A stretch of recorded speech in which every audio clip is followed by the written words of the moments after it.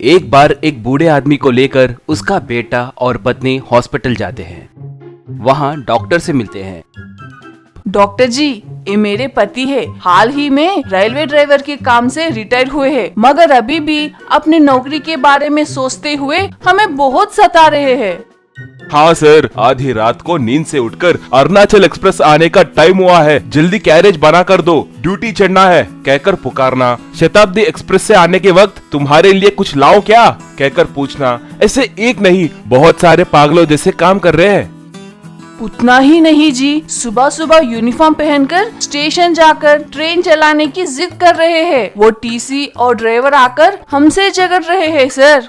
बेचारे कई सालों से वही नौकरी करते आ रहे थे ना माँ, इनकी जिंदगी में वो एक हिस्सा बन गई है। घबराने की कोई जरूरत नहीं है, ये दवाई डालिए, थोड़े दिनों में ही ये ठीक हो जाएंगे कहकर चिट्ठी के ऊपर दवाई लिखकर दिया।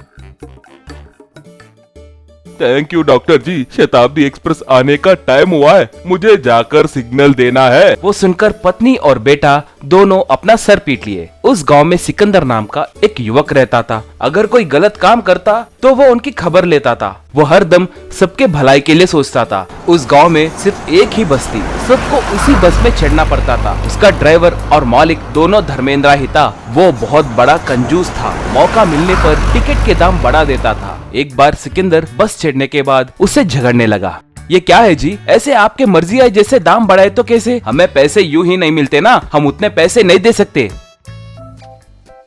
क्यों अपने आप को बड़े 30 मार खा समझते हो क्या? तुम्हें बस चढ़ने के लिए किसने पूछा? डीजल का दाम बढ़ गई है, तुमने देखा नहीं? बढ़ गए तो क्या, आप ऐसे बार बार टिकट के दाम बढ़ाओगे तो कैसे? हमारे वेतन तो नहीं बढ़ते ना, जरा इंसानियत दिखाओ भाई। ड्राइवर को रखे तो तनख्वाह देना होगा सोचकर तुम खुद बस चला रहे हो, तुम्हें हमारा दर्द कैसे समझ आएगा? इस बात से धर्मेंद्रा को बहुत गुस्सा आया और वो उसे बस के अंदर से धक्का देकर निकाल दिया। सिकंदर नीचे गिर के उठा, उसे बहुत गुस्सा आया। एक बार सिकंदर रेलवे स्टेशन में था, तभी वो बूढ़ा आदमी ट्रेन के अंदर चढ़ा। ट्रेन के अंदर मौजूद ड्राइवर उसे झगड़ने लगा। दोनों एक दूसरे को ढकेलने लगे। सिकंदर को कुछ समझ नहीं आया। वो ड्राइवर उस बूढ़े आदमी को बाहर ढकेल दिया। इतने में स्टेशन मास्टर भागते हुए वहां पर आया। ये क्या जी, आप पागल हो गए हो क्या? आपसे कितनी बार बोलना है कि आप रिटायर हुए हैं, समझ नहीं आता क्या? जाइए, जाकर आराम से जिंदगी गुजारिए। एक और बार यहाँ आए तो आपकी उम्र की कदर करे बिना पुलिस वालों के हवाले कर दूंगा, याद रखना कहकर गुस्से से वहां से चला गया। ये देखकर सिकंदर को पूरी बात समझ आ गया। उसे एक उपाय सूझा। जाते हुए ट्रेन को दुखी होकर देख रहे उस बूढ़े आदमी के पास गया। ट्रेन चली गई। श्रीमान, मैं आपका दर्द समझ सकता हूँ। आपको अभी भी ट्रेन चलाने का मन कर रहा है, बस उतनी सी बात है ना। मैं आपके लिए एक ट्रेन बना कर दूंगा, उसे चलाओगे क्या? क्यों नहीं चलाऊंगा बेटा, ट्रेन नहीं चलाए तो मुझे नींद नहीं आ रही है। वैसे तुम्हारा ट्रेन कौन सा है, गरीब रथ है या शबरी एक्सप्रेस, बोलो? वो सब नहीं है, इसे चलाए तो आप हमारे गांव का भला करने वाले होंगे। मैं आपको तनख्वाह भी दूंगा।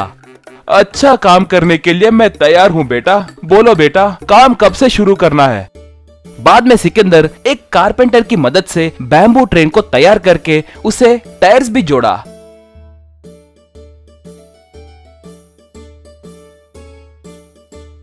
वो बूढ़ा आदमी ट्रेन चलाने लगा तो सिकंदर उसके अंदर बैठकर गांव के अंदर आया। उस ट्रेन को देखकर गांव वाले आश्चर्य में पड़ गए। मेरे प्यारे गांव वासियों, आज से ये बैम्बू ट्रेन हम सबका है। इसे मैंने ही तैयार किया है। ये बुजुर्ग ही इस ट्रेन के ड्राइवर है। इन्हें सालों से ट्रेन चलाने का तजुर्बा है। मैं इस ट्रेन का कंडक्टर हूँ। इसे बांस से बनाने के वजह से इसका वजन बहुत कम होगा, डीजल भी कम खर्च होगा, इसलिए टिकट के दाम भी बहुत कम होंगे। उस बस के देने वाले पैसों में आधे पैसे हमें दिए तो बस है। आइए, आकर चढ़िए। ऐसे गाँव वाले उस ट्रेन में चढ़कर घूमने लगे। वो बूढ़ा आदमी खुशी से ट्रेन चलाने लगा। वो देखकर उसकी पत्नी और बेटा सिकंदर का धन्यवाद किए। लोग उसके बस पे नहीं चढ़ने के कारण धर्मेंद्रा ने अपना सर पकड़ लिया। बच्चों को वो ट्रेन बहुत पसंद आने के कारण सिकंदर उन्हें छोटे छोटे बैम्बू ट्रेन बनाकर देने लगा। छोटे बच्चे वो छोटे छोटे ट्रेन लेकर खुशी से घूमने लगे। सिकंदर और वो बूढ़ा आदमी मिलकर लोगों को ट्रेन की सेवाएं देते हुए खुशी से जीने लगे।